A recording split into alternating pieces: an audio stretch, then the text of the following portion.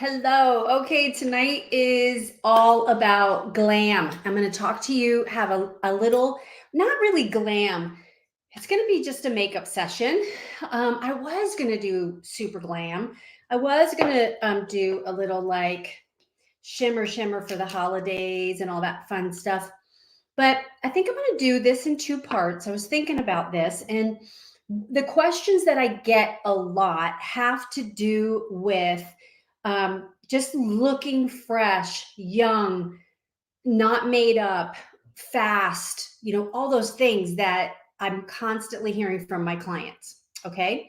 So I want to talk to you. One of the biggies is foundation. So I'm going to dive right in. My name is Cindy Mack, and subscribe to my YouTube channel if you want more of this type of content and just all about women beautiful inside and out.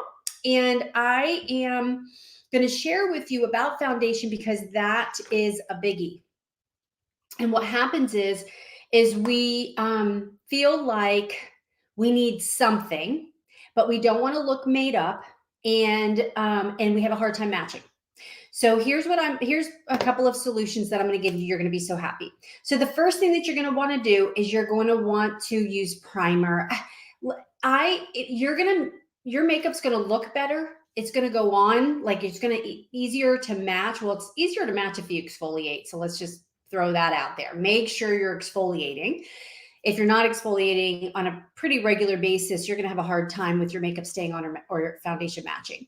But if you're not a makeup wearer, hang with me because I promise you, I'm going to give you some encouragement. Okay. But to get the right look, the most natural look when you do still want some foundation because you want to even out your skin tone, you want to look natural, but you don't want to look like you just rolled out of bed, right? So primer makes a difference. You'll use less. It'll blend and spread better. It won't be streaky. It actually kind of primer fills in some of the lines in your pores. It kind of lays on top so that when you put your foundation on, it actually doesn't just kind of soak into everything. So primer is amazing, and it also helps to stay on long. Hey, Leticia, I haven't seen you in a long time. So the foundation, so here's what you'll do. So that's the first thing, primer. Okay. Next thing, if you want to use liquid foundation, you want more coverage, you can use a liquid. I have gotten away from using a liquid, and I'm a liquid foundation girl. Like I have always worn liquid foundation, at least like from my 30s on, because of my Latin skin, uneven skin tone, wanting it to just be brighter, smoother, flawless, right? But as time has gone on and I've gotten older, I want to look even more natural because I felt like my lines were a little bit more defined if I wore a full face of makeup foundation. So it's not bad, and it doesn't necessarily happen for everyone. That was just my own opinion. So here's how you match foundation. First of all, you want to make sure that you get your foundation with the right undertone. Mary Kay has the N, C, and W before every number: neutral, cool, and warm. If you have a pink undertone, that means when you go in the sun, you burn pretty quick, then you're a cool. If you're somebody who kind of burns at first and then you slowly turn into a tan, you're an N or a neutral. And if you're someone who kind of pretty much tans, you don't really burn, and you can easily get a darker in your skin tone and you don't ever burn, then you would be warm. Okay. So the first thing that you're going to do in matching, so that's the first thing. The second thing you're going to do is you want to make sure that you make your stripe from your jawline to your neck when you're matching your foundation. Because now, if for women of color, a little bit more pigment in your skin, you're going to go from your cheekbone down to your jaw, because this is where your skin tone tends to change colors. For African American skin, more bronze skin. So that's how you would match with your foundation. And then a little bit more on the beige ivory you're going to do from here to your jaw, because you want to make sure that it's blending with your neck. Your neck tends to be lighter, and see what a nice coverage that is. Now, I would normally be a W, warm, but N is safe. Everyone could pretty much use N unless you're extreme in the warm or cool family. And so this is an N200. And there you have it. Okay, so that's how you match it. Use a foundation brush is going to be the best thing. Okay, here's what I've been doing. I love our CC cream. How many of you love our CC cream? CC cream is amazing because CC stands for complexion correction. So you get a lot of coverage without feeling like you have anything on. So it's like a tinted moisturizer, but more coverage. I love it because you just need one pump. And then I just blend it like this and go all over, but I don't do it underneath my eyes because I am going to put concealer here and I don't want too much stuff, right? So I do this all over my whole entire face, but not my eyes. And it kind of soaks in, but gives you a nice coverage that's a bit sheer. So what's nice because it absorbs in is that it's not filling in those lines. I love that. So here, those are my two favorite options for foundation. Now, some people use powder and that is totally fine. But if you are dry skin, normal to dry skin, I would not say powder. And if you like a dewy glow, a youthful glow, then I would definitely use a liquid instead of a powder. Now, I do use powder. So the next thing, so here's my go-to. CC cream all over, concealer and eye corrector I do in this area. This is when I'm in a hurry. Okay, this isn't a full face. And so that's when you do your little triangle of light, right? A little bit, don't do a whole bunch. Pat it with a concealer brush. You would blend it in, right? All through here, okay? And I even put it through here. Because when the center of your face is light, it opens it up and you look younger and you have that beautiful glow. So I always blend it all through here and then I take my foundation brush and I blend it out so that there's no stop and start, okay?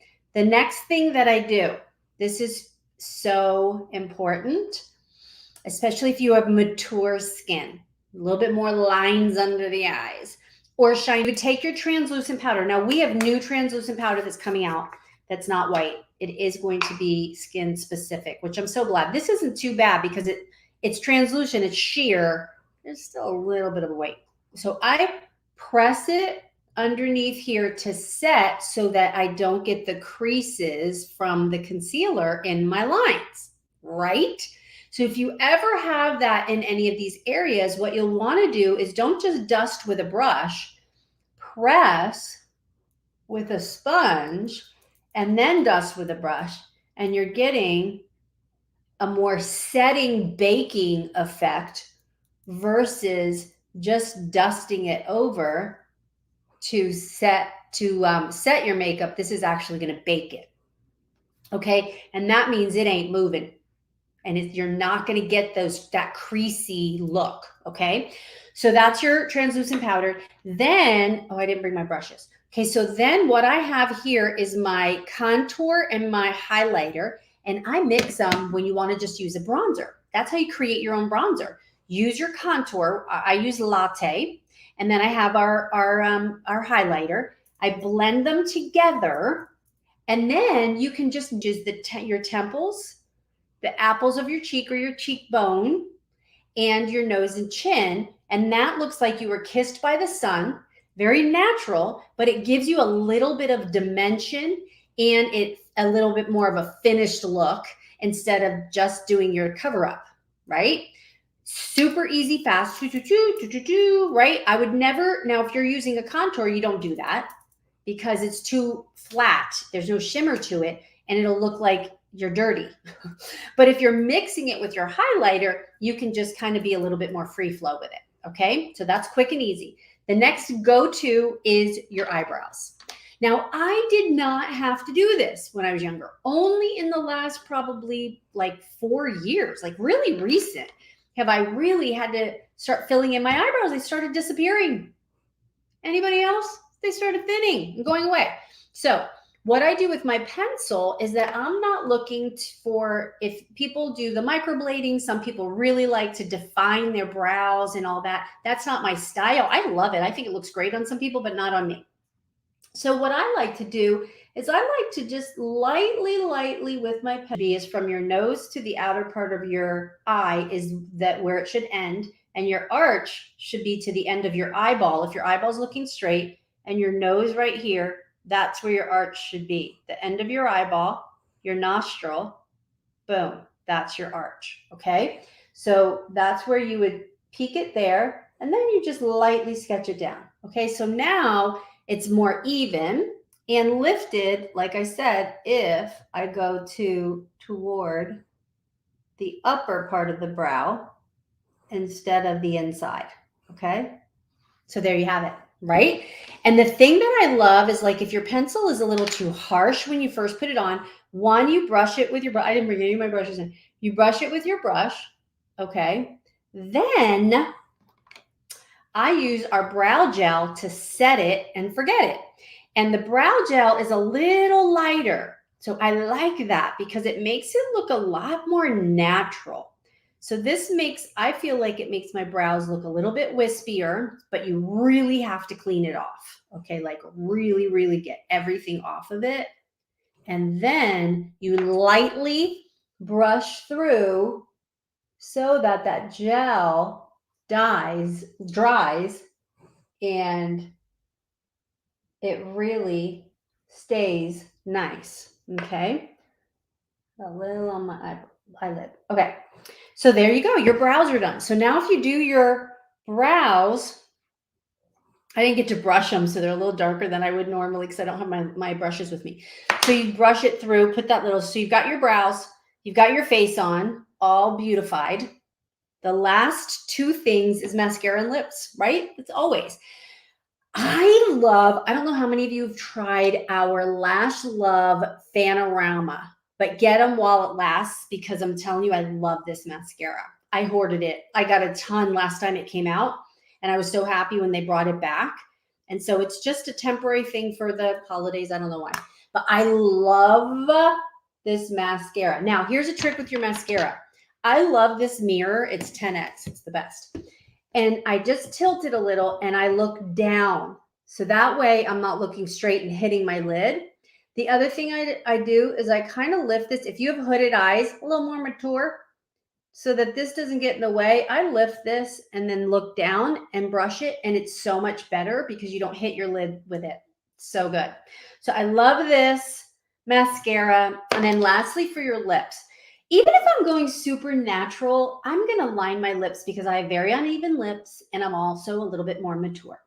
And so once you mature, sometimes you have lines around your lips and they're not smooth. And so I like to lightly with a nude pencil, if I'm going to be pretty kind of natural and fast, lightly with a little bit of a nude pencil, I'll kind of color it in and put a little gloss on.